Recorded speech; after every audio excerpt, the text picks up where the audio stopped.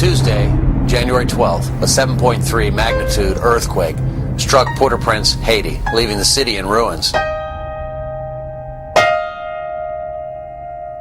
Our 350 disciples living there, scattered across the city, were suddenly without food, homes, water, electricity, or medicine.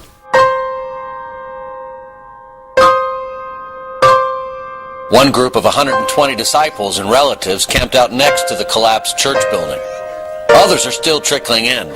Several were killed. Sadly, dozens are still unaccounted for. Outside Haiti, many more watched in horror and worried about their relatives and friends. Dr. Mark Onweller and Stanley Dumornay arrived that Sunday in the capital.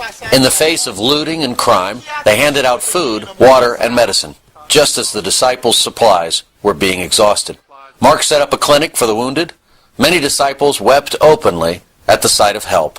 What Mark saw was shocking.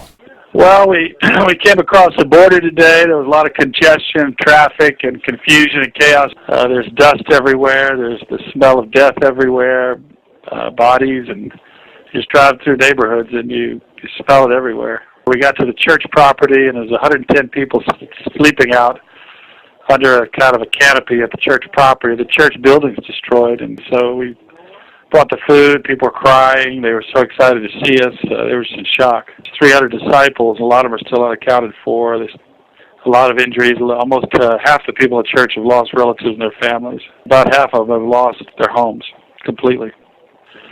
Some of the kids here on the property have lost their parents and whole families. 10-year-old kids. The whole house collapsed, and they're the only one that survived. Pretty soon there'll be some widespread diseases because there's no sanitation, there's no water. How do you find the spirits of the disciples? Because they were excited to see us. We gave them some hope. So it gives them hope and encouragement. And some didn't want to talk to us much because they're afraid they would, break down, and they haven't really thought about what they've been through yet. They're just trying to survive.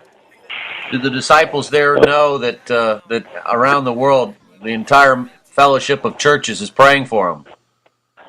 Absolutely. They're excited about all the support they've gotten. They couldn't believe the amount of food and medicine and water that came in today. They just were in shock. I think we've got enough here for about a week. So we may have to send people, supplies, things over about once a week for a few weeks until things stabilize more. And you can't really buy food very easily, so we're going to have to bring over some supplies. We asked Randy Jordan at Hope Worldwide what the needs were initially. Food and water. We have people on the ground that are running out of food, and we need to be able to feed them and be sure that they're taken care of. Secondly, we need to connect them with medical care, and we're working hard to do that as well. And thirdly, we've got to find for them a place to live. Mike, they're literally living out on the ground. Mike, the outpouring of compassion has been amazing, but the answer remains the same for now. Right now, we need cash donations to come in to help this relief effort. We need equipment and supplies, and we need to get them to Haiti as quickly as we can. How do you feel about the help from the United States? Comment sentez-vous de aide que vous recevez des États-Unis? Je pense que son gros bagay qui fait, ça rappelle mes veuves là, qui te gagne non seulement un petit farine avec un petit l'huile. Et puis, il était dit, bon, ces derniers petits moyens, ça m'a fait manger, et puis pour mourir. Mais dans tout ça, nous avons gagné en tout. Nous pas dit que c'est seulement disciples nous prend, tous voisins nous venus. Bien que ça ne gagné un petit, nous décidons de partager la veille. Fait mon Dieu confiance. Quel est le frère dit, ça ne gagne tellement petit. Sometimes the brother said what we have is so small.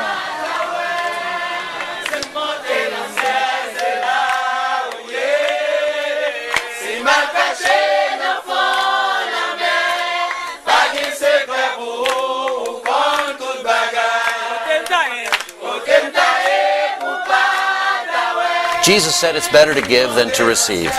And brothers and sisters, it's time to give. We're hearing of contributions being taken up around the world. Let this be a time where the world looks upon us and says, truly these people are Jesus' disciples. Look at how they love one another.